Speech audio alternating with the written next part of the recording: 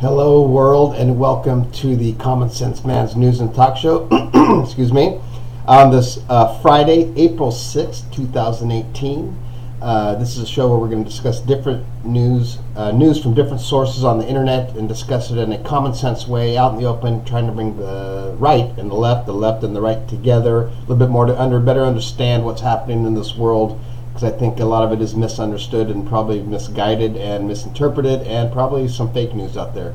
Who knows? Write in your questions or comments to commonsenseman@gmail.com, and please call in. Let's discuss some of these subjects. 805-994-0606. Start of the news. We're going to go to Fox again. Start with news. Their main headline is FBI under fire. Why, you may ask?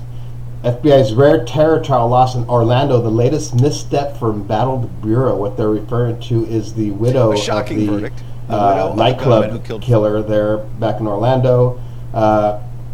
She got acquitted, and it happened in large part, according to the jury's foreman, due to the bureau's failure to record Noor Salman's interview statements. So they dropped the ball, big drop, and this is like only the third time ever that a terrorist type person has been acquitted. So obviously she was involved in there. I don't know the whole story. It hasn't been in the news as of recently, but she got acquitted. So there you go. Moving over to CNN, the quote there, big news, is "This is nuts," Republican senator says. What are they talking about? Trump's threat of $100 billion in tariffs against China is getting pushback from members of his own party. So this is what it's all been about recently, is all these tariffs. Are they good or are they bad? I don't know. Do you know? I'm not an economist. I don't know. But I know for every action there is a reaction. This is going to be interesting to see how this plays out. And for the people on the far left, or anyone that hates Trump, I think what you need to do is just let this play out. Because there's one of two things that's going to happen. It's either going to be really good for the United States, which is yay. We're all hoping that good things happen in the United States, and if you don't want that, then you should get out of here.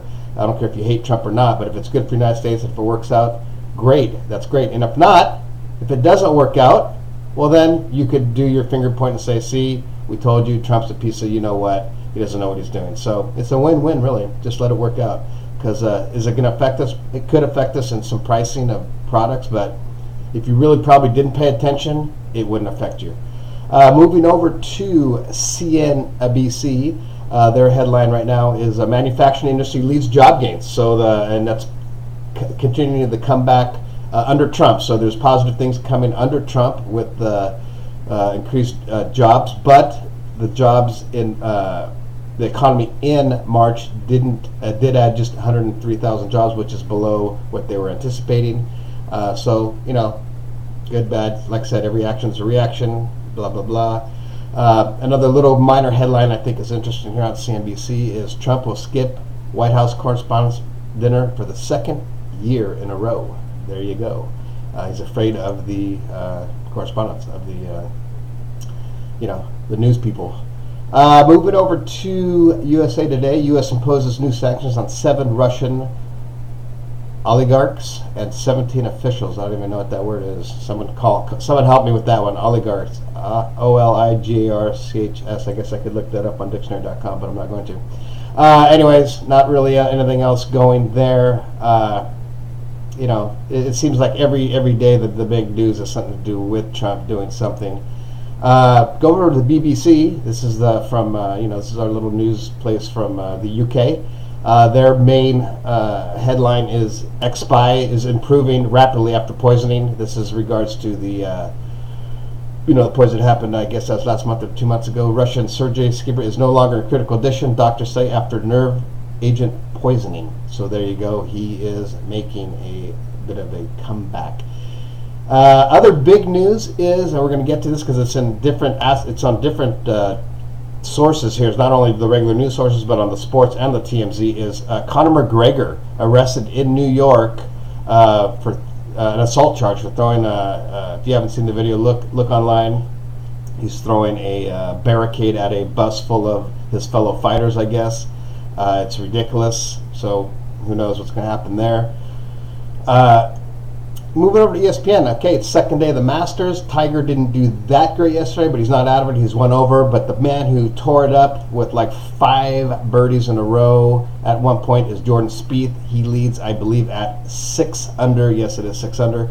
And on that same note, on as far as McGregor goes, UFC's White, I watched the interview. He's the guy that runs the show. Says he's not interested in helping McGregor. And if you watch his little 2-minute interview about that after the thing, he just looks absolutely disgusted with McGregor, and pretty much seems like he just wants to give up on him. So, that's what happens when you freak out like that. Now, moving over to TMZ. This is interesting. Not the first one's not that interesting, but those of you who watch Stranger Things, I haven't watched it. I heard it's pretty good. The Duffer Brothers, I guess, who created it, have proof they didn't steal the show. What are they referring to? Well, they have a smoke against it. They didn't rip off Stranger Things from this guy, Charlie Kessler, who's suing them. So if you're interested in that or want to know more about it, go to TMZ or just Google it and you'll find out. But now if you scroll down, this is interesting. Chris Brown, we remember Chris Brown, the crazy guy. This is on Conor McGregor. We all get crazy sometimes. This is from Chris Brown. We all get crazy sometimes. We all get crazy sometimes.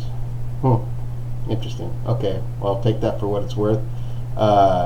Again, the same thing. It's all about McGregor on the bus attack and everything. So just Google that. You'll see it's just a quick little video, and then watch that interview with with White. I said Dan White, but with White, and it's interesting. All right, hey, moving over to Travel Leisure, my favorite channel because I love to travel. And this is an interesting one. This place in, and I should know this, I should have read this, in Langhorne, Pennsylvania, an amusement park, Sesame Place, just became the world's first certified autism center theme park. That is awesome. So if you have a kid with autism, or you know someone has a kid with autism, recommend this place. It looks cool. I think it's awesome that they actually created a place like this. It's unfortunate that there's that many kids with autism. How that's happening, that's unfortunate. But this is something that I think is great. So remember that. That's going to be it for today, Friday, the 6th of April. And please subscribe to my channel, the Common Sense Man's News and Talk Show. It will get better. I am working on getting interviews with people to discuss some of these stuff, some correspondence here. That's my next step. Thank you for anyone who is listening out there. And please, again, subscribe to the channel, Common Sense Man's News and Talk Show. We may have I may have a weekend edition this weekend, or I might not. Depends how the weekend goes. Have a great Friday. Have a great weekend if I don't talk to you, and we'll see you Monday.